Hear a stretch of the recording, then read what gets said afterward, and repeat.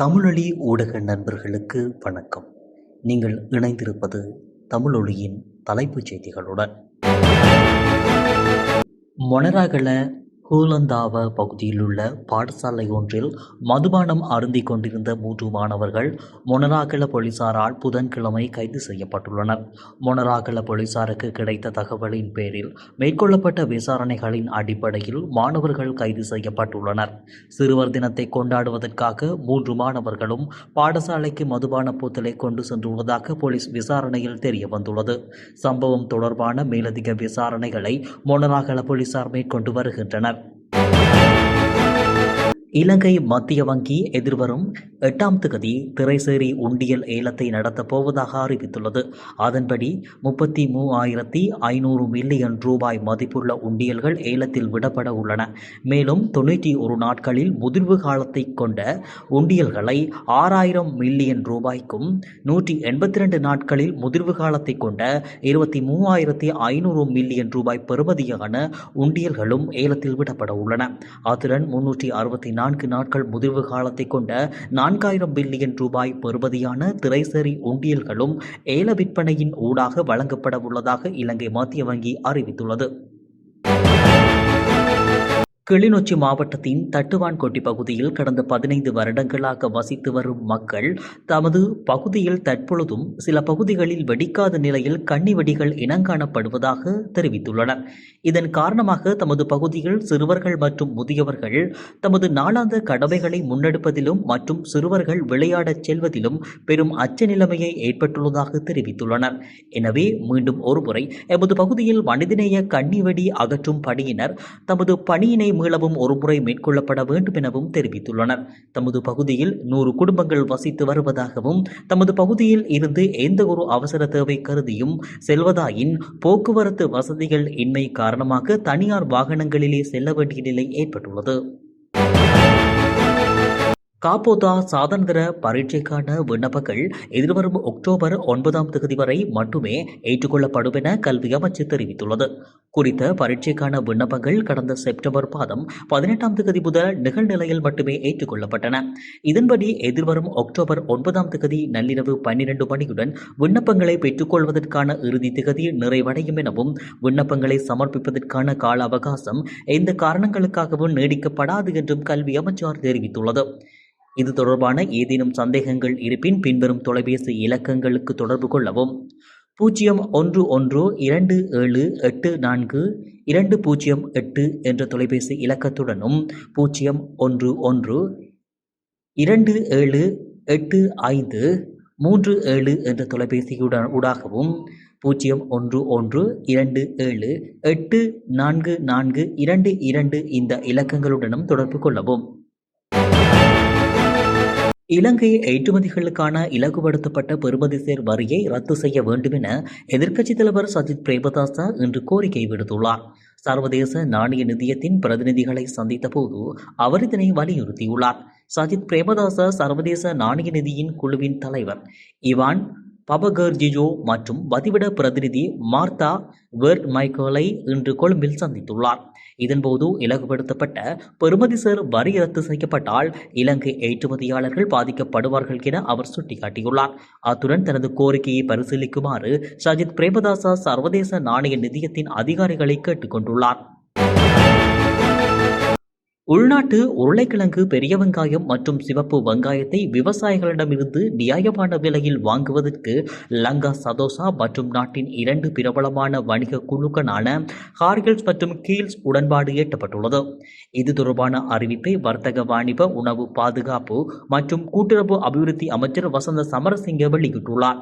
அதன்படி இந்த நிறுவனங்கள் 1 கிலோ உருளைக்கிழங்கு ரூபா 210க்கும் 1 கிலோ பெரிய வெங்காயத்தை ரூபா 130க்கும் 1 கிலோ சிவப்பு வெங்காயத்தை ரூபா 225க்கும் வாங்குவதற்கு ஒப்புக்கொண்டுள்ளன. விவசாயிகளிடமிருந்து இந்த பொருட்களை கொள்முதல் செய்வது நேற்று முதல் மேற்கொள்ளப்பட உள்ளதாகவும் அமைச்சர் தெரிவித்துள்ளார். மேலும் இந்த நிறுவனங்களுக்கு ஒரு விவசாயி 2000 கிலோகிராம் வரை வழங்க முடியும் என்றும் அமைச்சர் வசந்தவேலும் குறிப்பிட்டுள்ளார்.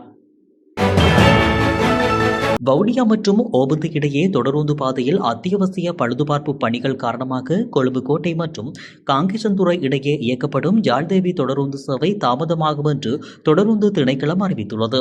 இதன்படி அக்டோபர் 7 முதல் கொழும்பு கோட்டையிலிருந்து காலை 6:40 மணிக்கு புறப்பட்டு காலை 11:35 மணிக்கு வவுனியாவை வந்தடையும். பின்னர் தொடருந்து வவுனியா தொடருந்து நிலையத்தில் 2 மணி நேரம் 40 நிமிடங்கள் நின்று பிற்பகல் 2:15 மணிக்கு புறப்படும். இந்த அட்டவணை 11 நாட்களுக்கு நடைமுறையில் இருக்கும். இதற்கிடையில் ஜாழ்தேவி தொடருந்து எண் 4078 அதே காலகட்டத்தில் 30 நிமிடங்கள் தாமதமாக வழக்கமான நேரத்திற்கு பதிலாக காலை 11 மணிக்கு காங்கேசன்துறையிலிருந்து புறப்படும். இந்த காலகட்டத்தில் முன்பதிவுகளை ரத்து செய்ய விரும்பும் பயணிகளுக்கு பணத்தை திரும்பப் பெற உரிமை உண்டு என்று தொடர்ந்து திணைக்களம் தெரிவித்துள்ளது. காலி சிறைச்சாலையில் தீ விபத்து ஏற்பட்டுள்ளது. காலி மாநகர சபையிலிருந்து 2 தீயணைப்பு வாகனங்களை அனுப்பி வைக்கப்பட்டதாக தெரிவிக்கப்படுகிறது. சம்பவம் குறித்து தகவல் கிடைத்ததை தொடர்ந்து காலி சிறைச்சாலையில் தடுத்து வைக்கப்பட்டுள்ள கைதிகளின் உறவினர்களும் சிறைச்சாலை வளாகத்திற்கு அருகில் கூடியுள்ளதாக தெரிவிக்கப்படுகிறது. மன்னார் நகரசபை எல்லைக்குள் உரிய சுகாதார நடைமுறைகளை பின்பற்றாது இயங்கி வந்த ஒரு வெதுப்பகம் உட்பட 3 உணவகங்கள் மீது நகரசபை சுகாதார பரிசோதகர் உள்ளிட்ட குழுவினர் நடவடிக்கை மேற்கொண்டுள்ளனர். மன்னார் பொது வைத்தியசாலையை சூழவுள்ள உணவகங்கள் மற்றும் வெதுப்பகங்களில் மன்னார் நகரசபை சுகாதார பரிசோதகர் மற்றும் மன்னார் நகரசபை சுகாதார குழுவினர் மேற்கொண்ட ஆய்வின் நடவடிக்கையின் போதே மேற்படி சுகாதார நடைமுறைகளை பின்பற்றாமல் இயங்கி வந்த உணவகங்கள் மீது நடவடிக்கை மேற்கொள்ளப்பட்டுள்ளது. குறிப்பாக உரிய அனுமதியின்றி இயங்கி வந்த உணவகங்கள், கழிவுநீர் உரிய முறையில் அகற்றப்படாமல் இயங்கி வந்த வெதுப்பகம், மருத்துவ சான்றிதழ் இன்றி பணிபுரிந்த ஊழியர்கள், அதிகளவான இளையான்கள், சுகாதார நடைமுறைகளை பின்பற்றாது உணவுகள் களஞ்சியப்படுத்தப்பட்டிருந்தவை உள்ளடங்கலாக பல்வேறு சுகாதார பிரச்சினைகளின் அடிப்படையில் உணவகங்கள் மீது நடவடிக்கை மேற்கொள்ளப்பட்டுள்ளது. அதன் அடிப்படையில் குறித்த உணவகங்களுக்கு எதிராக நீதிமன்றத்தில் வழக்கு தாக்கல் செய்யப்பட்டுள்ளமை குறிப்பிடத்தக்கது. திருகோணமலையில் 16 வயது சிறுமியொருவரை பாலியல் வன்புணர்வுக்கு உட்படுத்திய ஒருவருக்கு 10 வருடங்கள் கடூழிய சிறை தண்டனை விதித்து தீர்ப்பளிக்கப்பட்டுள்ளது. திருகோணமலை மேல் நீதிமன்ற நீதிபதி NMF அப்துல்லா இந்த தீர்ப்பை வழங்கியுள்ளார். கடந்த 2021 ஆண்டு நவம்பர் மாதம் 1ஆம் தேதி தொடக்கம் 31ஆம் தேதி வரையான காலப்பகுதியில் திருகோணமலை சேருநுவர பகுதியில் இந்த பாலியல் வன்புணர்வு சம்பவம் இடம்பெற்றுள்ளது. இந்த வழக்கு தொடர்பாக சட்டமா அதிபரினால் 5 குற்றச்சாட்டுகள் அடங்கிய குற்றப்பகிர்வு பத்திரம் தாக்கல் செய்யப்பட்டிருந்தமை குறிப்பிடத்தக்கது. வீடுகளுக்கு பணிப்பெண்களை அனுப்பி அவர்களின் உதவியுடன் பணம் மற்றும் நகைகளை கொள்ளையடிக்கும் கும்பலொன்று கைது செய்யப்பட்டுள்ளதாக பெமுல்ல போலீசார் தெரிவித்துள்ளனர். ஹம்பக பெமுல்ல பகுதியினைச் சேர்ந்த பெண், அவரது மகன் உட்பட 3 பேர் இவ்வாறு கைது செய்யப்பட்டுள்ளனர். இவ்வாறு கைது செய்யப்பட்டவர்கள் கங்குரான் ஹெத்த பகுதியைச் சேர்ந்தவர்கள் என்று போலீசார் குறிப்பிட்டுள்ளனர். சபுகஸ்கந்த பகுதியில் உள்ள வீடொன்றில் நடந்த ஒரு கொள்ளை சம்பவம் தொடர்பான விசாரணைகளின் போது குறித்த பெண் மற்றும் அவரது மகன் உள்ளிட்ட கும்பல் கைது செய்யப்பட்டுள்ளனர்.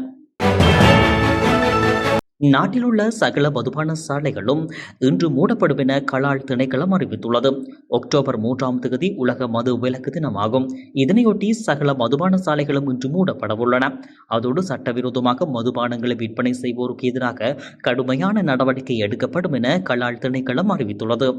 இதேவேளை சட்டவிரோத மதுபானங்களை விற்பனை செய்வோரை கைது செய்ய விசேட சுற்றிவளைப்பு தேடுதல்கள் மேற்கொள்ளப்படும் என்றும் கலால் திணைக்களம் அறிவித்துள்ளது. புத்தளம் கட்பெட்டி கடற்பரப்பில் சுமார் 4 கிலோவுக்கும் அதிகளமான தங்கம் பறிமுதல் செய்யப்பட்டுள்ளது. இந்த சம்பவம் தொடர்பில் 2 சந்தேக நபர்களும் கைது செய்யப்பட்டுள்ளதாக கடற்படை தெரிவித்துள்ளது. கடற்படையினர் மேற்கொண்ட சிறப்பு தேடுதல் நடவடிக்கையின் போது குறித்த கடல் பகுதியில் பயணித்துக் கொண்டிருந்த சந்தேகத்திற்கிடமான படகொன்றை சோதனை செய்தனர். இதன்போது 4 கிலோவுக்கும் அதிகமான தங்கத்துடன் 2 கைது செய்யப்பட்டுள்ளதாக கடற்படையினர் தெரிவித்துள்ளனர். கொழும்பு வெள்ளப்பத்தை போலீஸ் பிரிவுக்குட்பட்ட முகுது மாவட்டத்தில் உள்ள ராமகிருஷ்ணா மிஷனுக்கு அருகில் ரயிலிருந்து வீழ்ந்து ஒருவர் உயிரிழந்துள்ளார். பெலியத்தவிலிருந்து அனுராதபுரம் நோக்கி செல்லும் ரயிலில் இருந்து நேற்று முன்தினம் வீழ்ந்து அவர் உயிரிழந்ததாக தெரிவிக்கப்படுகிறது. இந்த சம்பவத்தில் பெலியந்தலையைச் சேர்ந்த 66 வயதுடையவரை உயிரிழந்ததாக விசாரணைகளில் தெரிய வந்துள்ளது. சம்பவம் தொடர்பான மேலதிக விசாரணைகளை வெள்ளவத்தை போலீசார் மேற்கொண்டு வருகின்றனர். கட்டுநாயக்கா சர்வதேச விமான நிலையத்தில் சட்டவிரோதமாக நாட்டிற்கு கொண்டு வரப்பட்ட சிகரெட்டுகளுடன் சந்தேக நபர் ஒருவர் கைது செய்யப்பட்டுள்ளார். கட்டுநாயக்க சர்வதேச விமான நிலையத்தில் வருகை முனையத்தில் புதன்கிழமை போலீஸ் போதைப்பொருள் தடுப்பு பிரிவு விமான நிலைய அதிகாரிகள் குழுவினால் மேற்கொள்ளப்பட்ட சோதனை நடவடிக்கைகளின் போதே அவர் கைது செய்யப்பட்டுள்ளார். இதன்போது வரியின்றி சட்டவிரோதமாக நாட்டிற்கு கொண்டுவரப்பட்ட 44,400 சிகரெட்டுகள் கைப்பற்றப்பட்டுள்ளது. கொழும்பில் உள்ள சிட்டி ஆஃப் ட்ரீம்ஸ் ஹோட்டலில் சொகுசு அறையில் செவ்வாய்க்கிழமை மாலை 45 வயதுடைய ஒருவர் தூக்கில் தொங்கிய நிலையில் சடலமாக மீட்கப்பட்டுள்ளார். கண்டியைச் சேர்ந்த நபர் சிட்டி ஆஃப் ட்ரீம் ஹோட்டலில் 4 நாட்களாக தங்கியிருந்ததாக போலீசார் தெரிவித்துள்ளனர். அவரது அறையின் கதவு மூடப்பட்டிருந்த போது சந்தேகமடைந்த ஹோட்டல் உரிமையாளர்கள் போலீசாருக்கு தகவல் தெரிவித்தனர். பின்னர் சம்பவ இடத்திற்கு வந்த போலீஸ் அதிகாரிகள் அறையின் கதவை உடைத்து பார்த்தபோது அவர் தூக்கில் தொங்கிய நிலையில் காணப்பட்டுள்ளார். மரணத்திற்கான காரணம் தூக்கில் தொங்கியமையே என பிரேத பரிசோதனையில் உறுதிப்படுத்தப்பட்டுள்ளது. உயிரை மாய்த்துள்ளார் என்ற கோணத்தில் போலீசார் விசாரணை நடத்தி வருகின்றனர். இத்துடன் தமிழ் ஒளியின் தலைப்புச் செய்திகள் நிறைவடைகின்றன. இதுபோன்ற செய்திகளை உடனுக்குடன் பெற்றுக்கொள்ள தொடர்ந்தும் தமிழ் ஒளியுடன் இணைந்திருங்கள். வணக்கம்.